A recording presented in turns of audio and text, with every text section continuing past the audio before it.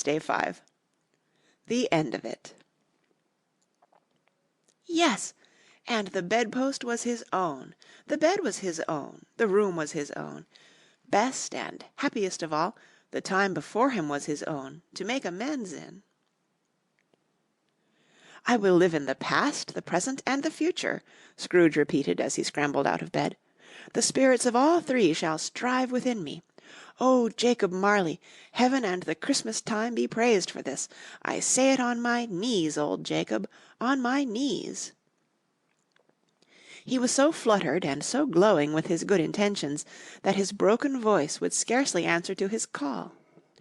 He had been sobbing violently in his conflict with the spirit, and his face was wet with tears. "They are not torn down," cried Scrooge, folding one of his bed curtains in his arms. "They are not torn down, rings and all. They are here. I am here. The shadows of the things that would have been may be dispelled. They will be. I know they will."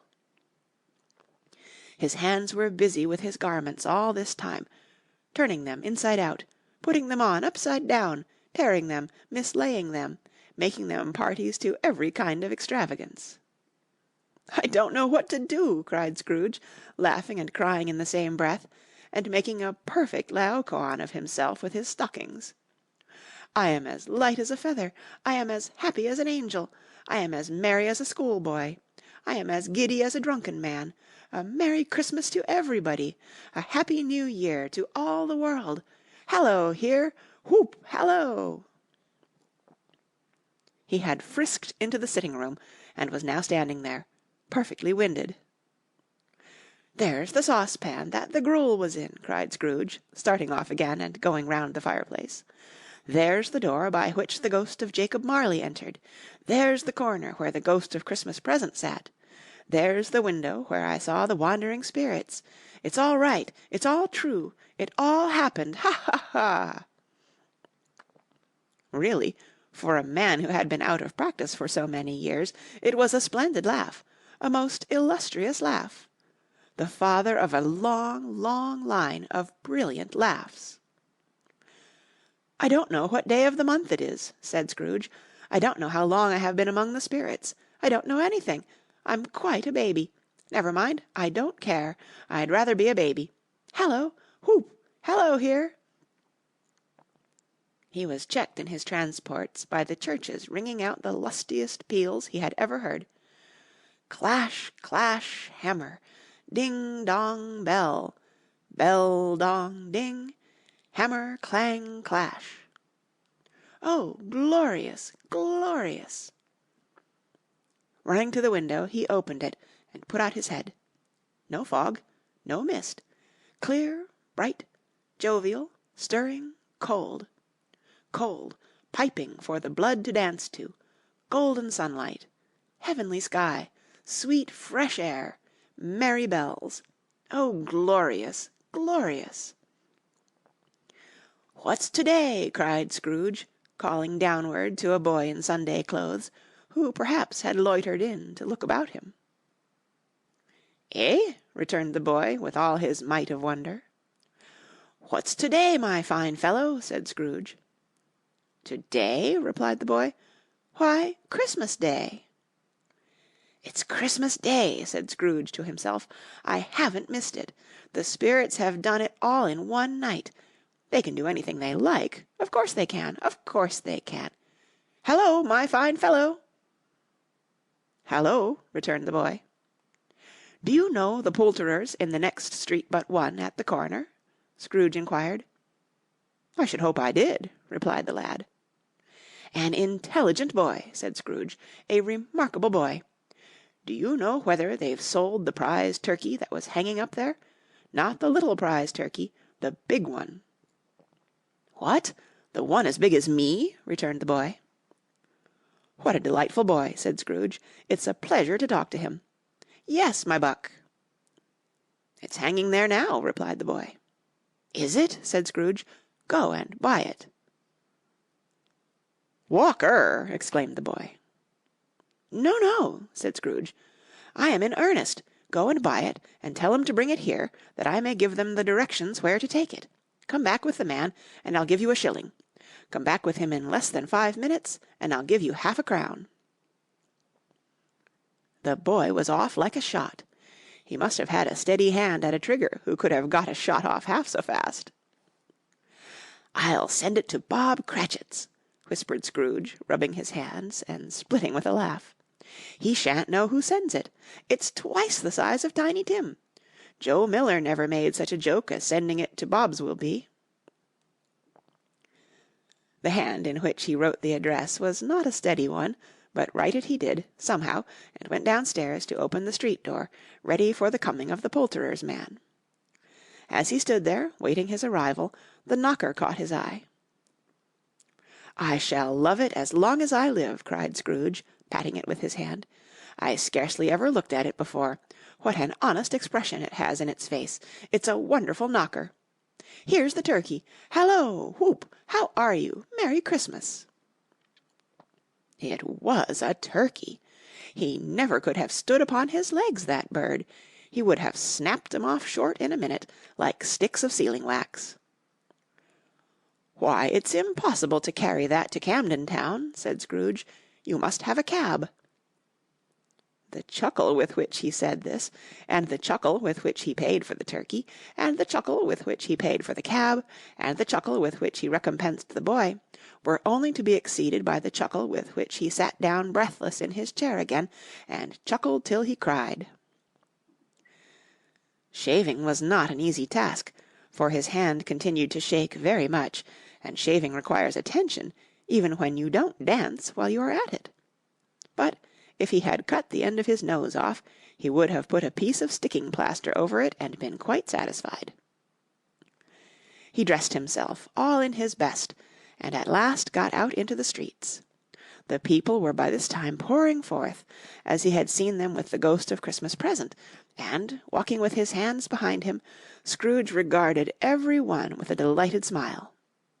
He looked so irresistibly pleasant, in a word, that 3 or 4 good-humoured fellows said, "Good morning, sir. A Merry Christmas to you." And Scrooge said often afterwards that, of all the blithe sounds he had ever heard, those were the blithest in his ears. He had not gone far when, coming on towards him, he beheld the portly gentleman who had walked into his counting-house the day before, and said, "Scrooge and Marley's, I believe." It sent a pang across his heart to think how this old gentleman would look upon him when they met, but he knew what path lay straight before him, and he took it. "My dear sir," said Scrooge, quickening his pace, and taking the old gentleman by both his hands, "how do you do? I hope you succeeded yesterday. It was very kind of you. A Merry Christmas to you, sir." "Mr. Scrooge?" "Yes," said Scrooge, "that is my name, and I fear it may not be pleasant to you. Allow me to ask your pardon, and will you have the goodness—" Here Scrooge whispered in his ear. "Lord bless me!" cried the gentleman, as if his breath were taken away. "My dear Scrooge, are you serious?" "If you please," said Scrooge, "not a farthing less. A great many back payments are included in it, I assure you. Will you do me that favour?" "My dear sir," said the other, shaking hands with him, "I don't know what to say to such "Don't say anything, please," retorted Scrooge. "Come and see me. Will you come and see me?" "I will," cried the old gentleman, and it was clear he meant to do it. "Thank'ee," said Scrooge. "I am much obliged to you. I thank you 50 times. Bless you." He went to church, and walked about the streets, and watched the people hurrying to and fro, and patted the children on the head, and questioned beggars, and looked down into the kitchens of houses, and up to the windows, and found that everything could yield him pleasure. He had never dreamed that any walk, that anything, could give him so much happiness. In the afternoon he turned his steps towards his nephew's house. He passed the door a dozen times before he had the courage to go up and knock, but he made a dash, and did it. "Is your master at home, my dear?" said Scrooge to the girl. "Nice girl. Very." "Yes, sir." "Where is he, my love?" said Scrooge. "He's in the dining-room, sir, along with mistress. I'll show you upstairs, if you please." "Thank'ee, he knows me," said Scrooge, with his hand already on the dining-room lock. "I'll go in here, my dear." He turned it gently, and sidled his face in round the door. They were looking at the table, which was spread out in great array, for these young housekeepers are always nervous on such points, and like to see that everything is right. "Fred!" said Scrooge. Dear heart alive, how his niece by marriage started! Scrooge had forgotten, for the moment, about her sitting in the corner with the footstool, or he wouldn't have done it on any account. "Why, bless my soul!" cried Fred. "Who's that?" "It's I, your Uncle Scrooge. I have come to dinner. Will you let me in, Fred?" Let him in? It is a mercy he didn't shake his arm off. He was at home in 5 minutes. Nothing could be heartier. His niece looked just the same. So did Topper when he came. So did the plump sister when she came. So did everyone when they came. Wonderful party, wonderful games, wonderful unanimity, wonderful happiness. But he was early at the office next morning. Oh, he was early there. If he could only be there first and catch Bob Cratchit coming late. That was the thing he had set his heart upon. And he did it. Yes, he did. The clock struck 9. No Bob. 1/4 past. No Bob. He was full 18 minutes and a half behind his time. Scrooge sat with his door wide open, that he might see him come into the tank. His hat was off before he opened the door, his comforter too. He was on his stool in a jiffy, driving away with his pen, as if he were trying to overtake 9 o'clock. "Hallo!" growled Scrooge, in his accustomed voice, as near as he could feign it. "What do you mean by coming here at this time of day?" "I'm very sorry, sir," said Bob. "I am behind my time." "You are," repeated Scrooge. "Yes, I think you are. Step this way, sir, if you please." "It's only once a year, sir," pleaded Bob, appearing from the tank. "It shall not be repeated.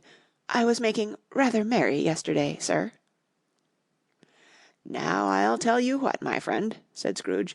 "I am not going to stand this sort of thing any longer, and therefore," he continued, leaping from his stool, and giving Bob such a dig in the waistcoat that he staggered back into the tank again, "and therefore I am about to raise your salary."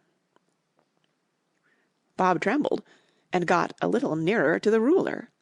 He had a momentary idea of knocking Scrooge down with it, holding him, and calling to the people in the court for help and a strait waistcoat.